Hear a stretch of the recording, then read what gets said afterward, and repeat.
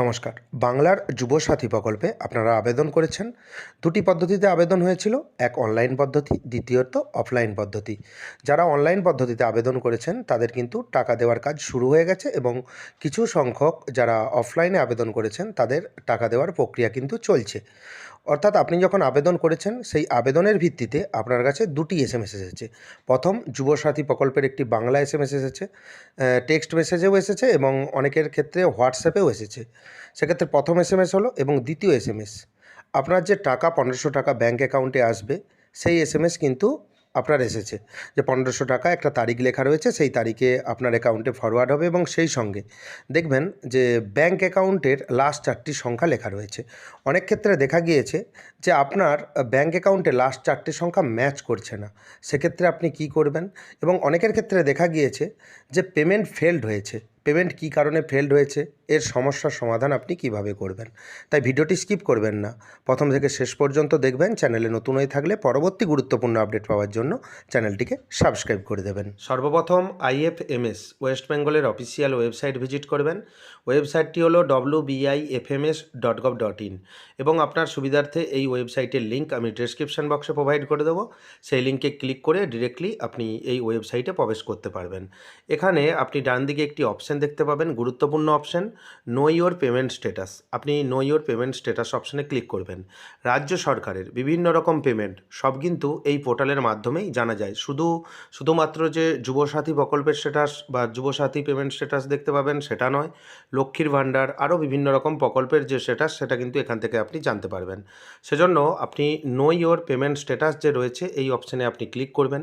Click করার পর একটি পেজ আপনার কাছে ওপেন হয়ে যাবে। আপনি দেখতে পাচ্ছেন প্রথমেই দেখবেন ব্যাঙ্ক অ্যাকাউন্ট নাম্বার ওয়াইজ। আপনি কিন্তু ব্যাঙ্ক অ্যাকাউন্ট নাম্বার ওয়াইজও এখানে সার্চ করতে পারেন।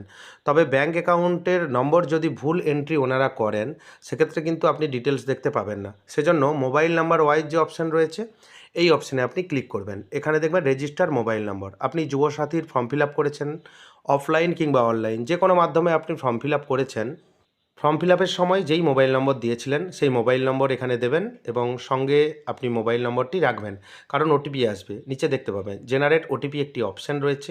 আপনি জেনারেট ওটিপি অপশানে ক্লিক করবেন। আপনার মোবাইল নম্বরে একটি ওটিপি প্রোভাইড হবে, অর্থাৎ ওটিপি চলে আসবে। সেই ওটিপি নির্দিষ্ট জায়গায় দেবেন। এখানে দেখতে পাচ্ছেন ওটিপি দেওয়ার একটি জায়গা রয়েছে। এখানে ওটিপি দেওয়ার পর ডান দিকে দেখবেন একটি সাবমিট অপশান রয়েছে।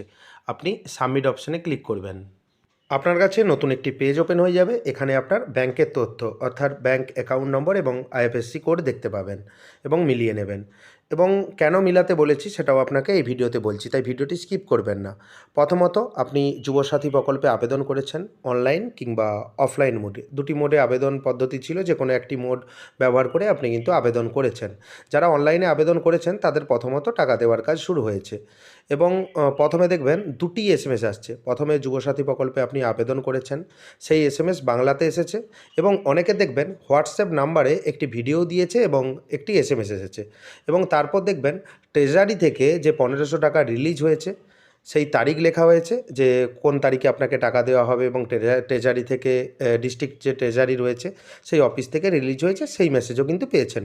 অর্থাৎ দুটি এসএমএস পেয়েছেন এবং সেখানে দেখবেন ব্যাঙ্ক অ্যাকাউন্ট নম্বর লেখা রয়েছে। পুরোপুরি ব্যাঙ্ক অ্যাকাউন্ট নম্বর কিন্তু সেখানে লেখা নেই, লাস্ট 4টি সংখ্যা লেখা রয়েছে। সেক্ষেত্রে আপনাকে বুঝতে হবে যে আগে যেই অ্যাকাউন্ট নম্বরগুলি ছিল দেখবেন ক্রস চিহ্ন দিয়ে লেখা রয়েছে এবং অ্যাকাউন্ট নম্বর তো ওনারা ভুল টাইপও করতে পারেন এবং অনেকের টাকা আসছে না। সেজন্যই বলছি অনেকের কিন্তু মেসেজ আসছে, আপনি স্ক্রিনে দেখতে পাচ্ছেন যে পেমেন্ট আপনার হচ্ছে না, পেমেন্ট ফেলড হয়েছে এবং সেক্ষেত্রে অনেকের দুটি মেসেজ এসেছে, তাদেরও কিন্তু টাকা আসছে না। কী কারণে এসছে না? প্রথমে আপনাকে অ্যাকাউন্ট নম্বর মিলিয়ে নিতে হবে। এখানে আপনি যখন আপনাকে প্রসেসটি দেখিয়ে দিয়েছি, যেখানে অ্যাকাউন্ট নম্বর আপনি দেখতে পাচ্ছেন, আইএফএসসি কোড দেখতে পাচ্ছেন, এখানে কিন্তু অ্যাকাউন্ট নম্বর মিলিয়ে নেবেন এবং আইএফএসসি কোডটি মিলিয়ে নেবেন। এখানে যদি দেখেন যে আপনার অ্যাকাউন্ট নম্বর ঠিকঠাক রয়েছে এবং আইএফএসসি কোড ঠিকঠাক রয়েছে, তাহলে আপনাকে বুঝে নিতে হবে যে আপনার টাকা 100% আসবে। সে আজকে না আসুক, দুদিন পর অন্তত আসবে। যদি দেখেন যে এখানে আপনার অ্যাকাউন্ট নম্বর ভুল এন্ট্রি হয়েছে, ভুল ওনারা যদি করে থাকেন, ওনারা ট্রেজারিতে যখন ডাটা এন্ট্রি করেছেন যদি কোনো কারণে ভুল করে থাকেন, সেক্ষেত্রে এখানে দেখতে পাবেন ভুল এন্ট্রি হয়েছে। আপনার ব্যাঙ্ক অ্যাকাউন্টের তথ্যের সঙ্গে এখানে কিন্তু কোনো রকম মিল পাবেন না বা কোনো রকম অ্যাকাউন্ট নাম্বার একটি আপনি লেটার দেখতে পাবেন না। সেজন্য তো ভুলের জন্যই তো টাকা আসছে না। সেটা আপনি এখানে জানতে পারবেন। যদি দেখেন যে দুটি তথ্য একেবারে ম্যাচ করেছে, আপনার ব্যাঙ্ক অ্যাকাউন্টের তথ্যর সঙ্গে এখানে যে তথ্য রয়েছে ব্যাংকের যে অ্যাকাউন্ট নম্বর এবং আইএফএসসি কোড যদি ঠিকঠাক থাকে, তাহলে কোনো চিন্তা করার দরকার নেই। আপনি ব্যাঙ্ক অ্যাকাউন্টে খুব শীঘ্রই টাকা পেয়ে যাবেন। অনেকের ক্ষেত্রে দেখা গিয়েছে যে দ্বিতীয় যেই এসএমএস এসেছে, যেখানে কিন্তু অ্যাকাউন্ট নম্বর লাস্ট 4টি সংখ্যা লেখা রয়েছে, প্রথমগুলো ক্রস দিয়ে লেখা রয়েছে, লাস্ট 4টি সংখ্যা এবং যিনি বেনিফিশিয়ারি বা যিনি অ্যাপ্লিক্যান্ট রয়েছেন তার ব্যাঙ্ক অ্যাকাউন্টের সঙ্গে লাস্ট 4টি সংখ্যার কোনো রকম মিল নেই। এরকম হয়েছে অনেকের ক্ষেত্রে, তাদের কিন্তু টাকা বর্তমানে আসছে না। ভুল অ্যাকাউন্ট নম্বর যদি এন্ট্রি হয়ে থাকে, সেক্ষেত্রে তো ব্যাঙ্কে অ্যাকাউন্টে টাকা আসার কোনো রকম প্রশ্নই ওঠে না, টাকা তো আসবেই না। এরপর ডান দিকে দেখবেন একটি অ্যাকশন বাটন রয়েছে, এখানে আপনি ক্লিক করবেন। অ্যাকশন বাটনে যখন আপনি ক্লিক করবেন, দেখবেন আপনার কাছে নতুন একটি পেজ ওপেন হয়ে যাবে। এখানে আপনি দেখতে পাবেন যে এখানে আপনার bank account number, IFSC code এবং এখানে ইয়ার, এখান থেকে 2026 আপনি সিলেক্ট করবেন। সিলেক্ট করলেন, ডান দিকে দেখতে পাবেন একটি মান্থের অপশন রয়েছে, মান্থ অপশানে সিলেক্ট করবেন। এখান থেকে মার্চ বা ফেব্রুয়ারি, মার্চই সিলেক্ট করবেন। মার্চ সিলেক্ট করলেন, এখানে সার্চ যখন করবেন তখন আপনি দেখতে পাবেন এখানে কিন্তু নো রেকর্ড ফাউন্ড, অর্থাৎ এখনও পর্যন্ত পেমেন্ট ডিটেলস এখানে আপডেট হয়নি। অর্থাৎ পেমেন্টের জন্য আপনার ব্যাঙ্ক অ্যাকাউন্ট রেডি হয়ে গেছে, এখনও পেমেন্ট ডিটেলস এখানে আপডেট হয়নি। অনেকেই কিন্তু এখনও যে টাকা পয়সা যে ব্যাপারটি রয়েছে, অর্থাৎ যে টাকা দেওয়া হবে সেই টাকা কিন্তু ব্যাঙ্ক অ্যাকাউন্টে পেয়েছে, এখানে কিন্তু এখনও পর্যন্ত আপডেট হয়নি। বেশ কয়েকদিন পর দেখতে পাবেন যে ট্রেজারিতে আপডেট হয়ে গেছে। এখান থেকে আপনি এই যে স্ট্যাটাস রয়েছে, এই স্ট্যাটাস আপনি প্রিন্ট করে নেবেন। যদি আপনার ব্যাঙ্ক অ্যাকাউন্টের সঙ্গে আপনি যে অ্যাপ্লিকেশন করেছিলেন, অ্যাপ্লিকেশনের যে ব্যাঙ্ক অ্যাকাউন্টের কোনো রকম মিল না থাকে, অর্থাৎ মিল নেই, মিল না থাকলে তো আপনি টাকা পাবেন না। সেজন্য আপনি এই প্রিন্ট আউট নিয়ে আপনি তো নিজে থেকেই সংশোধন করতে পারবেন না, সেজন্য আপনাকে বিডিও অফিস ভিজিট করতে হবে। অর্থাৎ বিডিও অফিসে সমস্ত ডকুমেন্ট নিয়ে যাবেন, ওনাদের দিকে বলবেন যে আমি যেই এন্ট্রি করেছি বা আমি যেই ফর্ম জমা করেছি সেই অ্যাকাউন্টের সঙ্গে এই অ্যাকাউন্টের কোনো রকম মিল নেই। যেহেতু এটা কোনো সিটিজেন সার্ভিস, অর্থাৎ নিজে থেকে আপনি কারেকশান এই মুহূর্তে করতে পারবেন না, এটা অফিসিয়াল লগইন দিয়ে ওনারা কারেকশান করে দেবেন।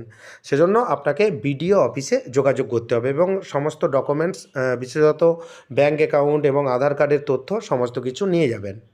যদি ব্যাংকের তথ্য এখানে ভুল হয়ে থাকে, যদি দেখেন যে ব্যাংকের তথ্য ঠিকঠাক রয়েছে, তাহলে কোনো অফিসে যাওয়ার দরকার নেই, আপনি অপেক্ষা করবেন, অবশ্যই আপনি ব্যাঙ্ক অ্যাকাউন্টে সময় মতো টাকা পেয়ে যাবেন।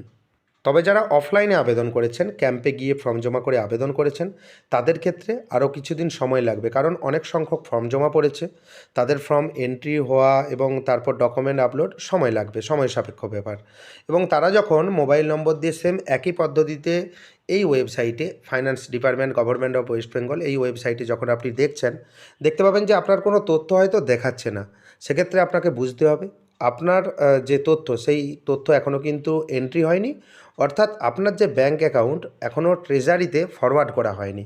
সেক্ষেত্রে আপনি অপেক্ষা করবেন, সময় মতো অবশ্যই আপনি টাকা পেয়ে যাবেন যদি আপনার ডকুমেন্ট সঠিক থাকে। ভিডিওটি কেমন লাগলো জানাবেন। চ্যানেলে নতুন হয়ে থাকলে পরবর্তী গুরুত্বপূর্ণ আপডেট পাওয়ার জন্য চ্যানেলটিকে সাবস্ক্রাইব করে দেবেন। যদি ভিডিওটি ভালো লাগে ভিডিওটি লাইক করে দেবেন এবং বন্ধুদের মধ্যে বেশি বেশি করে শেয়ার করবেন।